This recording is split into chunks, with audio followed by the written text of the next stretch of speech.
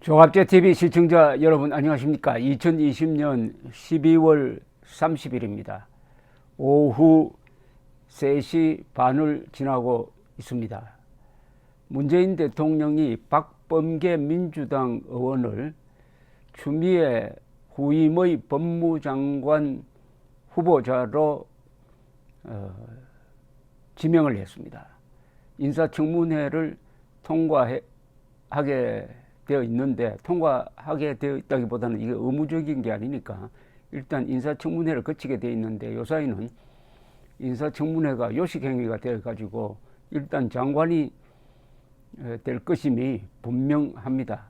그런데 박범계 의원 하면은 여러분들 이미지는 어떤지 모르지만은 좀 갑질하는 사람으로 인상이 강하게 찍혀 있습니다.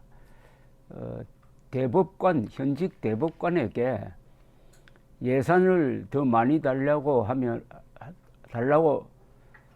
할 때 살려주세요라고 말 좀 해보세요라고 국회에서 그렇게 모욕을 준 사람이기도 하고, 윤석열 총장에게 똑바로 앉아라고 이야기한 사람이기도 합니다. 그런데 이 자세나 나이를 가지고 문제 삼는 사람들 조금 치사하지 않습니까? 그런데 이 사람이 또 그 윤석열 총장에 대해서는 한때 극찬을 했던 사람이 정치 상황이 돌변을 하니까 이렇게 나옵니다. 그러니까 2013년에 박범계 의원이 윤석열 총장이 그때 박근혜 정부와 대치점에 서가지고 국정원 댓글 사건을 수사를 하다가 무리가 있다 해가지고 징계를 받은 것에 흥분한 이 박범계 씨가 연수원 동기인 윤석열 형이라고 칭하면서 응원을 보냈던 글이 새삼 화제가 되기도 했습니다. 그건 나중에 소개를 하기로 하고, 사실은 이 법무장관으로서는 결격 사유가 있습니다. 이 사람이 판사 출신인데 1심 지방법원에, 전라도 지방법원에 1심 배석 판사를 할 때입니다. 이 재판부는 재판장, 주심, 배석 판사 뭐 이렇게 됩니다. 주심이 아주 중요한 역할을 하죠. 주심은 아니었습니다. 그러나 어쨌든 이 엉터리 재판을 했습니다.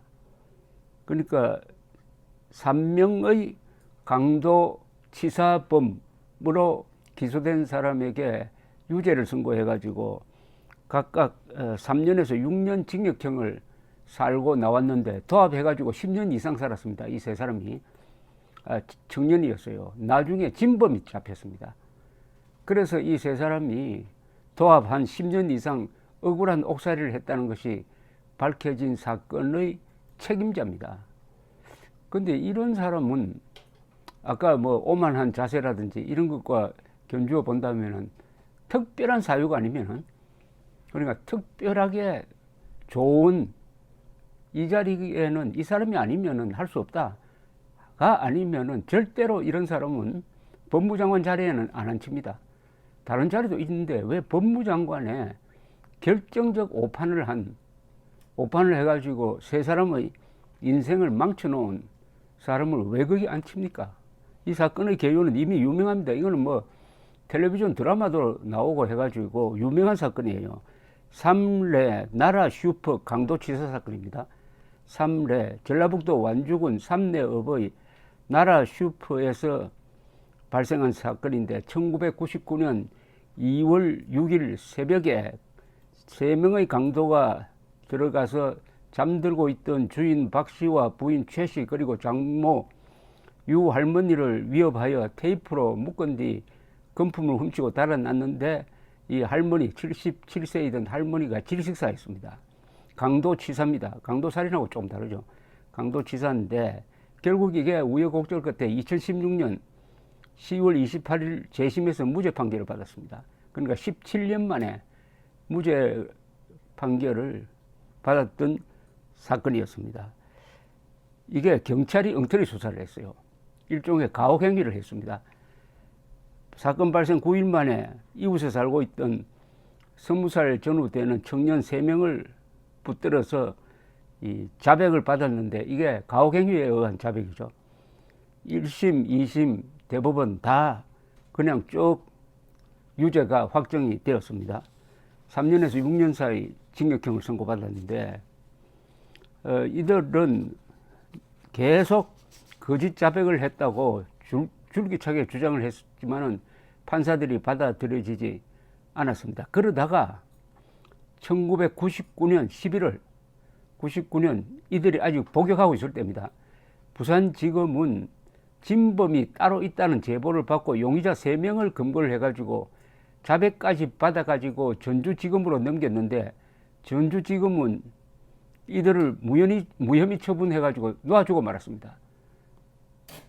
나중에 요 검거된 3사람 중에 한 사람이 내가 진범이 맞다 해가지고 나와서 결국에 재심으로 풀렸는데 이 검찰이 자신들의 잘못을 덮어버렸다는 이거죠. 그러다가 2016년 1월 말 사건 발생으로부터 17년이 지나서 3사람 중에 한 명이 내가 진범이라고 나왔습니다. 그러면서 죄송하게 됐다면서 이 사건이 억울하게 3사람을 억울하게 감옥에 보냈다는 것을 밝히기 위해서 적극적으로 증언을 하기 시작했습니다. 그런데 3사람의 진범 중에서 한 명은 2015년 말에 자살을 했고 그중 남은 한 명은 자신의 범죄를 부인했으나 이 내가 진범이라고 말하는 이 사람의 주장이 받아들여져 가지고 결국 재심에서 무죄가 선고가 되었던 사건입니다. 이게 무죄가 되는데 결정적인 역할을 한 거는 또 이 피해자, 강도 사건 피해자의 사위인 박 씨가 1999년 2월 18일에 촬영한 당시 경찰의 현장 검증 동영상이었습니다. 이 동영상을 보면은 경찰이 이 강도 치사범으로 몰린 세 청년을 때리면서 이렇게 하라 저렇게 하라 강요하는 장면이 달려 있었다고 합니다. 이렇게 되니까 당시 배석 판사였던 박범계 의원에 대한 거센 비판이 일어나고 이 무고한 사건의 변론을 담당했던 박준영 변호사가 사과를 요구하고 해가지고 2017년 12월 14일 국회로 이 피해자들을 초청을 해가지고 사과하는 그런 쇼를 하기도 했고요. 그 다음에 이 억울하게 옥살이를 했던 3사람은 2017년 6월 9일 전주지법 제2형사부에서 도합 11년간 감옥살이를 한 3사람에게 총 11억여 원의 형사보상 금액을 지불하기로 결정했습니다. 11억여 원, 이거 참 적은 액수입니다. 미국 같으면 아마 몇백억 나갑니다. 그런데도 대검찰청은 이 사건의 진상을 조사하면서 검사의 책임은 없다 하고 덮어버렸습니다. 검사의 책임은 없다. 그러면 누가 책임져야 됩니까? 결국 경찰도 검찰도 판사도 책임 안 지고 그중에 이런 엉터리 재판을 해가지고 11년을 감옥에 보내도록 한 3사람 합산입니다. 11년을 감옥에 보내도록 한 판사는 국회의원에 당선되고 그리고 법무장관에 지명되었다. 이게 문제인식 정의의 한 모습이다. 이렇게 판단이 되어서 제가 소개를 했습니다. 이 오판이란 것은 인간이 재판함으로 어떻게 보면은 없어지지는 않습니다. 어느 나라든지 오판은 있습니다. 그러나 오판으로 밝혀졌을 때 어떻게 대처하느냐가 그 나라의 수준을 보여줍니다. 이 사건에서는 이 강도 치사 말하자면 오판 사건에서는 그 진범이 나타나가지고 검찰에 우리가 저질렀다라고 해도 덮어버렸고 두 번째 했을 때 그것도 17년이 지나서 겨우 밝혀졌습니다. 그러니까 경찰이나 검찰이 자신들이 무고한 사람을 범인으로 몰았다는 것을 인정하기 싫어가지고 집단 이기주의죠. 그래서 덮었는데 판사는 그러면 책임이 없느냐? 판사가 가장 큰 책임이죠. 판사 세 사람이 아니라 이래 되면은 이 무고한 사람을 만드는데 관여한 판사가 1심 세 사람, 2심 세 사람, 6명이죠. 그러면 대법관이 한 4사람 정도 여기에 재판부를 형성했다 그러면 도합 10명입니다. 10명의 판사 중에 어느 누구도 나서가지고 이거는 내가 과거에 재판했는데 내가 잘못된 것 같다. 검찰이 재수사를 해주기를 바란다. 이 정도는 나와야 되는 건 아닙니까? 그렇게 했다는 기록이 없습니다. 그럼 다 공범이죠. 공범. 경찰, 검찰, 판사.